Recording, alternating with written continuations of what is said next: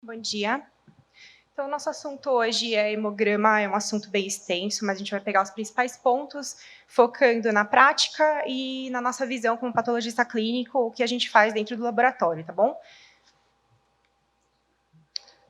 Sem conflito de interesse, tá?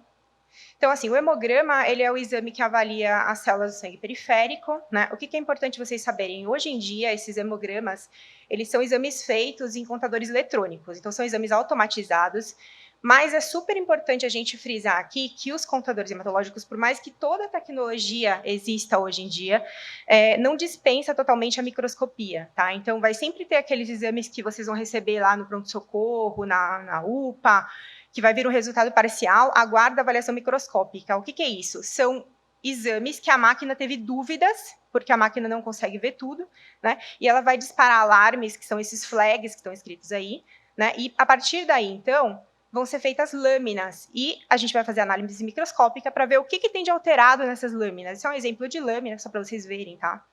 E esse é um exemplo de um contador hematológico. São aparelhos de várias marcas, modelos, né? E que dentro desses aparelhos a gente tem várias metodologias diferentes para detectar os grupos celulares diferentes, tá bom? O que é super importante frisar aqui, já que eu sou patologista clínica, né? Que antes da gente processar essa amostra, vocês têm que ter noção de que a coleta é um ponto de extrema importância, porque se a gente não tiver uma coleta adequada, a gente não vai ter um material adequado, pode ter um resultado que não é o esperado, né? Pode ter um resultado errado, tá? Então, assim, a coleta ela é feita nesses tubinhos roxos, que é o tubo quântico-coagulante EDTA, né?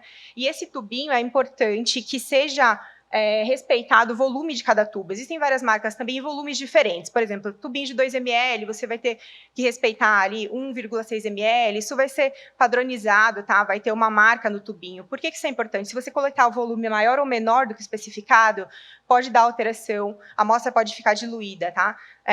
Então, tem que respeitar esse volume do tubo, primeiro ponto. Outra coisa, que a coleta pode também gerar um resultado errado, pode ter coágulos no tubo, agregação plaquetária. Quando o paciente estiver na enfermaria, tiver com acesso, sempre lembrar que aquele acesso pode estar com soro, pode estar heparinizado, tem que tirar um pouco dessa primeira aspiração e desprezar, porque essa amostra pode estar diluída, tá? E outro ponto importante antes da análise é o transporte. Então, assim, o tempo da realização do hemograma, o ideal seria que fosse rapidinho, né?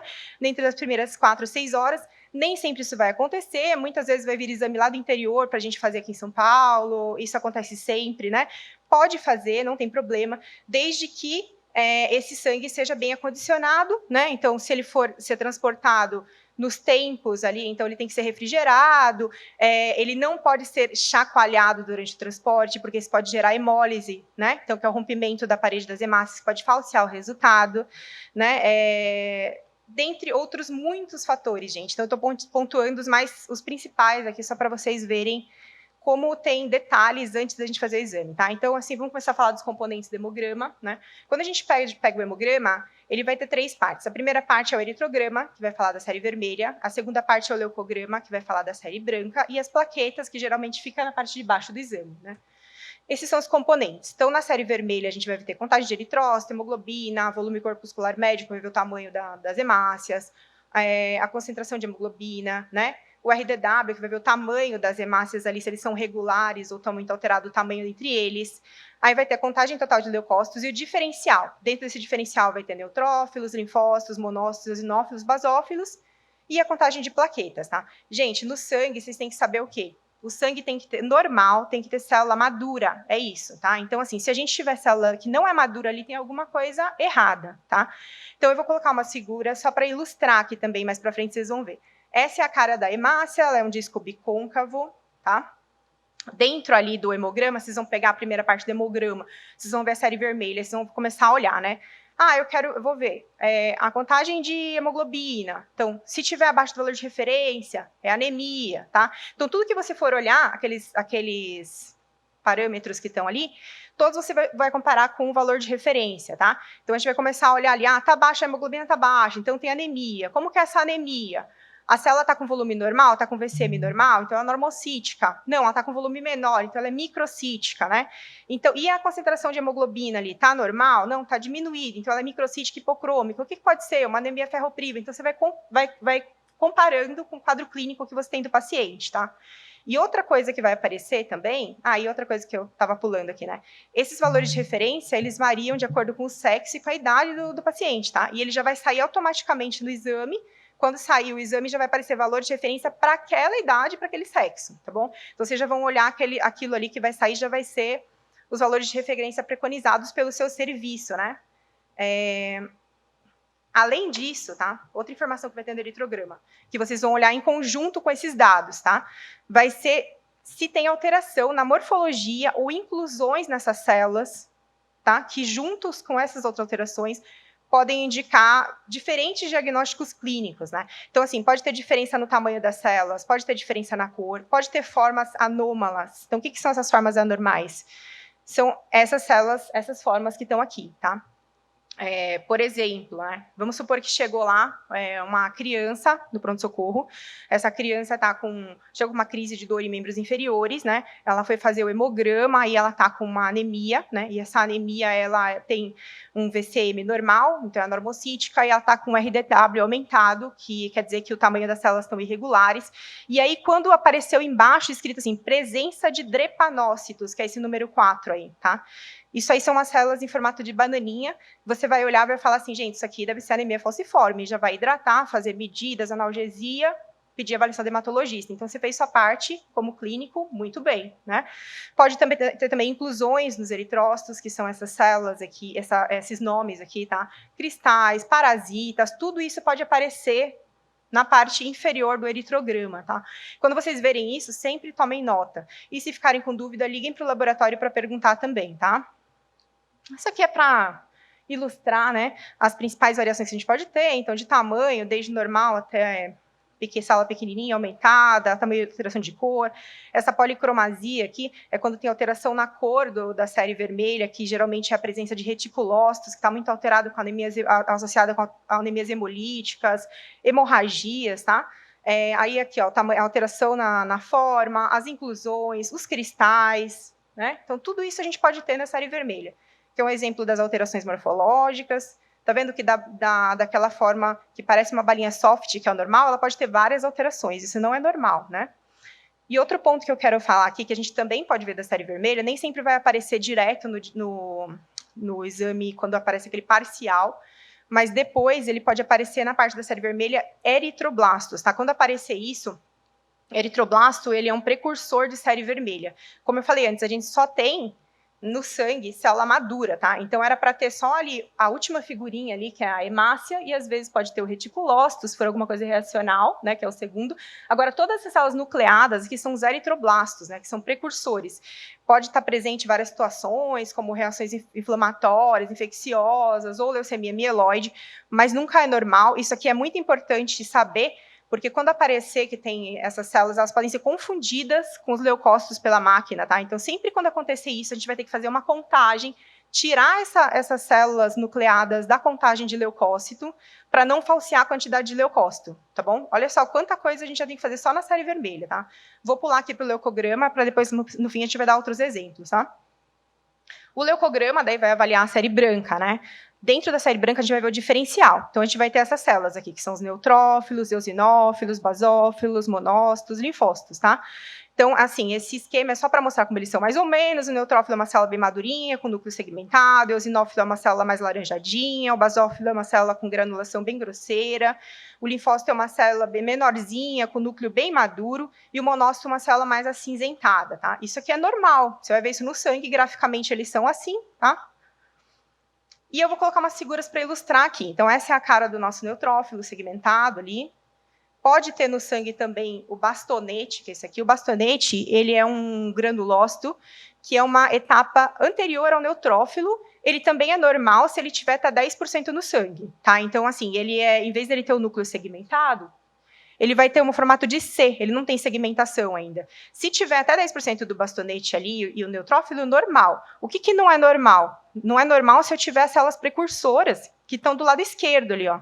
Então, assim, se eu tiver metamielócito, mielócito, promielócito, mieloblasto, não é normal, tá? Então, assim, isso aqui só para ilustrar mesmo, é uma sequência de maturação celular, desde as células precursoras lá até as células maduras que a gente tem no sangue aqui embaixo, tá? Que são esse aqui, ó, basófilo, eosino, que são maduras, tá? Então, assim, até chegar na célula madura, ele tem uma sequência, ó, lá do mieloblasto, ele vira promielócito, depois vira mielócito, depois vira metamielócito, depois vira bastão, depois vira segmentado, tá? Então, assim, se você tiver uma alteração para células precursoras, quer dizer que a gente não está tendo a presença das células que seguiram a maturação para o lado direito, então a gente tem um desvio à esquerda, tá? Então, assim, por isso que chama desvio à esquerda, porque a gente tem presença de células que estão do lado esquerdo da maturação, tá bom?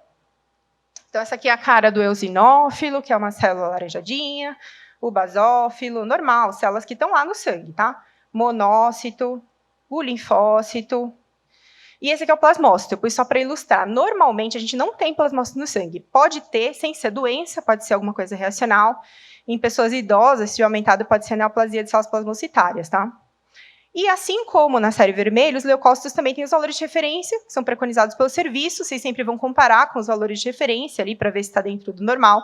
E esses valores também variam de acordo com a idade, tá? Então, também já vai sair, de acordo com a idade, o valor de referência ali no laudo, tá? Vocês vão comparar e olhando se está aumentado ou diminuído. Então, veja lá, todas as séries ali têm os seus valores de referência de acordo com a idade, né? O bastonete normal até 10%, tá? E assim como na série vermelha, a série branca também está passível de sofrer alterações pré-analíticas. Então, também pode sofrer alteração por aglutinação. Se tiver presença de bactérias e fungos, pode falsear a contagem. Ali tem uma foto da direita, ali está ruim de ver. Mas tem parasitas pneumococo ali e tal, a bactéria pneumococo. E aqui do lado direito tem um agregado plaquetário que eu vou falar mais para frente, tá? Bom... Aí, também no neutrófilo, eu também posso ter alterações, tá? Então, além de ver as quantidades, vocês vão ter que olhar ali se tem essas alterações. Por exemplo, vai aparecer ali embaixo, presença de granulação tóxica, no paciente está com uma leucocitose, é porque elas têm quadro infeccioso. Então, tudo isso aqui vai ter alguma justificativa de acordo com o seu quadro clínico. Ali, presença de células mieloides imaturas. Ou eu posso ter também defeitos genéticos que vão dar alterações na microscopia. Isso vai ajudar muito, porque vamos supor que é lá, pular aqui para esse slide, aqui que tem muita imagem, vou pular rapidinho, tá? Então, assim, vamos supor que você chegou lá na lâmina e viu uma célula igual essa número 11 aí, tá? Aí, o que está escrito aí? Neutrófilo com inclusão alaranjada com anomalia de Shediac-Higashi. Isso aqui a gente vê até bastante lá no HC, porque é uma anomalia genética que dá a gente geralmente umas criancinhas com albinismo, com linfoproliferação, e você pega os leucócitos com essas inclusões gelatinosas ali. Muito característico. Você vai colocar no laudo, ajudou muito, entendeu? O pediatra vai olhar aquilo e já vai ficar bem assim satisfeito de ver aquilo, né? Outra coisa que a gente vê muito, ó, aquela número 2 ali, que é o neutrófilo Pelger-Rouet, né? Então ele é um neutrófilo que tem um núcleo, em vez dele ser segmentadozinho igual a gente viu anterior, ele parece um alterzinho, né? Então quer dizer, ele segmentou em 2 lobos só. Então isso aqui é muito característico de mielodisplasia, né? E o 3 ali também, tá? Que é um segmentado que não segmentou, ficou uma bolinha no núcleo. Tudo isso aí a gente vai colocar, tá? Então sempre fica atento se tiver alguma nota na parte de baixo do leucograma, tá bom? São muitas coisas, né? E aí, chegando no plaquetograma, que é a última parte do hemograma completo, a gente tem que ficar atento para algumas situações, tá? Então, essa aqui é a cara da nossa plaqueta. Ela é um fragmento celular, bem pequenininho, tá vendo? Olha ali junto com os segmentados ali, ela é bem pequenininha, né, esse fragmento celular. E, às vezes, pode acontecer, né, de você pegar um paciente que não tem nada clinicamente, assim, o paciente está normal, né, e ele vem com uma plaquetopenia, tá? Quando você desconfiar que isso pode não ser verdadeiro, o que vocês vão fazer? Vocês vão pedir uma nova coleta num tubo de citrato, que é um tubinho azul, que é um outro tipo de anticoagulante, tá? Isso é importante vocês saberem como clínicos, tá? Vocês podem pedir essa nova coleta, tem que especificar em tubo de citrato, que isso pode, tipo, ser uma falsa plaquetopenia, né? Então, assim, se for induzida pelo EDTA, essa é uma falsa plaquetopenia induzida pela ETA, e você coletar no citrato e normalizar, quer dizer que ele não tem uma plaquetopenia, tá? Era uma falsa plaquetopenia, tá? Outra alteração que a gente vê bastante no laboratório, olha essa última imagem ali, ó, tem um neutrófilo, né? E logo abaixo do neutrófilo tem uma coisa grande, que é uma plaqueta gigante, tá? Então, ele é maior do que uma hemácia, sendo que o normal é que ela seja bem pequenininha, né? Então, a plaqueta gigante é uma alteração na morfologia da plaqueta, né, que está muito relacionada com renovação celular rápida, tipo o PTI, né. Então, quando a gente coloca isso, os clínicos gostam bastante, o hematologista gosta bastante também, né. Ajuda muito. Então, aqui é um exemplo de agregação plaquetária, né, que eu falei que é aquela bem comum induzida pelo EDTA, a gente pega bastante no laboratório, e um exemplo aqui de plaqueta gigante, tá? Olha o tamanho dela comparado com as outras células, né? Também no plaquetograma vai ter os valores de referência, a gente vai respeitar esses valores, né? Para adulto e para criança geralmente é igual. Aqui são as células, e eu vou colocar uns exemplos agora, tá? Então, assim, aqui é o exemplo que eu tinha dado antes, né? A criança que chegou com dor e tudo mais, foi olhar a lâmina, você viu essas células, igual tá na setinha ali, e é uma célula que tem um formato de uma bananinha mesmo, tá vendo? Ó? Então, em vez dela ser redondinha, bicôncava, ela é uma bananinha, né? É o drepanócito, que a gente chama, né? Isso aqui é muito característico da doença anemia falciforme, né? Lógico que tem vários estágios, mas já vai pesquisar, já vai encaminhar para o especialista, né? Aí esse aqui é um ponto muito importante que vocês têm que saber, tá? Se vier no hemograma mais do que 20% de blastos escrito assim, isso é uma leucemia aguda, tá? Você não precisa da punção medular para fechar o diagnóstico de uma leucemia aguda. Então, assim, se vocês estiverem lá no pronto-socorro, vem um paciente com uma leucocitose extrema, tá? Aí, aguardando revisão microscópica, cobra, tá? Porque isso aí pode ser alguma coisa mais grave, que exige uma intervenção rápida. E aí, se vier no diferencial mais de 20%, nesse caso aqui, tinha 90% de blastos, né? Já encaminha para o hematologista rapidamente, né? Que ele já vai começar a tomar medidas rapidamente. Nesse caso aqui, eram blastos bem pequenininhos. Era uma LLA, uma leucemia linfocítica aguda, né? Uma leucemia linfoblástica aguda, desculpa. E lotado de blasto, né? E tem uma entidade que eu gostaria de falar, que eu coloquei aqui, que é muito importante que vocês saibam, que é um tipo de leucemia mieloide aguda, que é a leucemia promielocística aguda, tá? Isso aqui, a morfologia é muito importante, e muitas vezes o hemograma ali vai salvar a vida do paciente, porque ele vai entrar no pronto-socorro com um quadro de algum sangramento, às vezes é um sangramento gengival, às vezes é um sangramento qualquer, assim, que parece que é uma coisa simples, né? E quando ele vai fazer o hemograma, vai sair no diferencial, vai ser visto vai sair no diferencial blastos, né?